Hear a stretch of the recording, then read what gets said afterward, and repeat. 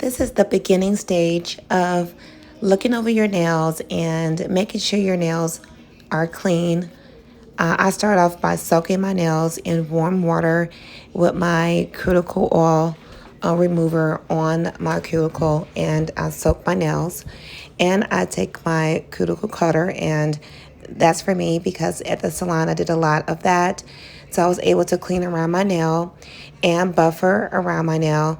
And then at that point, I left the buffer on. I didn't wash my hands because these are press-on nails, so it's not like acrylic. So I was able to just place the IPD glue, or you can use the 4 Pro glue that's on my website, and you can pop it right on your nail as you see here in the display. And you'll be able to press the actual press-on nail right on top. Sometimes you can put extra liquid glue in the nail prior to popping it on, but keep in mind you have 5 seconds to put the nail on to adhere to the actual nail there quickly as possible, so that way it can attach really well. As you see there in the picture, once I was done, I kind of tapped it down so that way you can actually see how strong the nail is. You take care of the nail will take care of you, just depending how rough you are. And as you see on the pinky here, I did the same process, and you just duplicate the same thing on the other hand.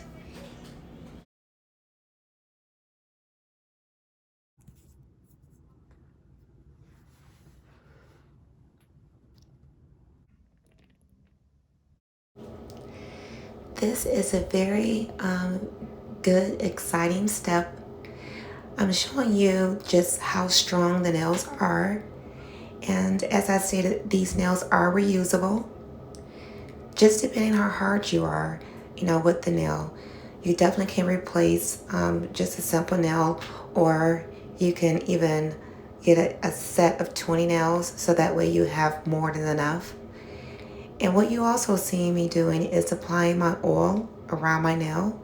I do this every morning and every night, even without me having press-on nails on.